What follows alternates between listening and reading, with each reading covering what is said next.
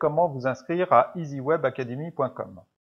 Donc l'inscription est gratuite et est absolument indispensable si vous voulez bénéficier d'un certain nombre de produits gratuits du site, comme une petite formation pour construire son premier site.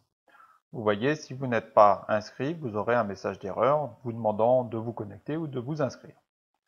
Alors pour s'inscrire, eh bien rien de plus facile. On clique sur le bouton s'inscrire, on arrive sur la page d'inscription, où on doit renseigner son nom d'utilisateur et son adresse de messagerie. Alors, le nom d'utilisateur est bien sûr utilisé pour vous identifier sur le site web, mais également il servira, dans le cas où vous créez un site d'apprentissage, eh bien il servira à définir l'adresse de ce site. Là, je vous ai donné un exemple avec Robert comme nom d'utilisateur qui conduira à avoir un site d'apprentissage à l'adresse robert.easywebacademy.com. Alors, il y a une autre contrainte aussi sur le nom d'utilisateur qui est indiquée ici. Je vous laisse lire. Alors, imaginons que je veuille m'inscrire avec comme nom d'utilisateur Nicolas et comme adresse de messagerie nicolas@easywebacademy.com. Alors là, j'ai un message d'erreur parce que le système connaît déjà eh bien, il y a déjà un autre utilisateur avec le nom d'utilisateur Nicolas. Donc je vais taper Nicolas 2 par exemple.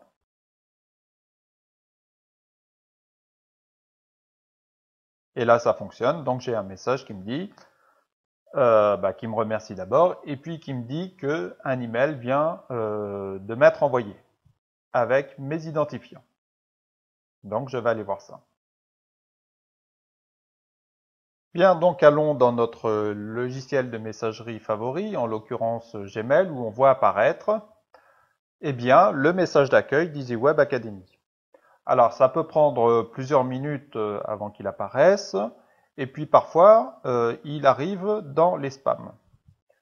Alors là, j'ai fait l'exercice avant, vous voyez effectivement que j'ai un des messages qui est arrivé dans les spams, ce qui est un peu étrange puisque c'est ma propre adresse email, donc ça veut dire que Gmail considère que je peux m'auto-spammer. Mais bref, c'est comme ça. Alors, par contre, ce qui est important, c'est de signaler au logiciel de messagerie que eh bien, les messages venant d'EasyWeb Academy ne sont pas des spams. Alors, pour ce qui est de Gmail, eh bien, ça se fait simplement avec un clic droit sur le message et en cliquant sur non spam. Donc, retournons dans notre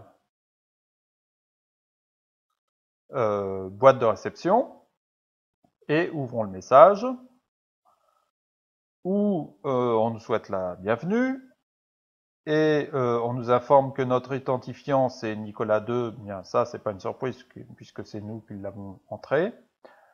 Et plus important, nous avons notre mot de passe qui a été généré par le site. Alors on va le copier. Et là, on peut utiliser soit le lien qui est fourni ou simplement retourner sur le site, cliquer sur connexion. Voilà, on était déjà sur connexion. Donc on rentre notre nom d'utilisateur et on peut simplement coller le mot de passe et on appuie sur connexion. Donc on arrive directement sur l'espace privé, sur notre espace privé sur EasyWeb Academy, où on a un certain nombre d'informations, le tableau de bord, le profil, les commandes passées, les adresses et un lien pour se déconnecter. Bon. Puisque nous sommes un nouvel utilisateur, tout ça est relativement vide. Voilà, présentation rapide de l'inscription. Vous voyez qu'il n'y a rien de compliqué.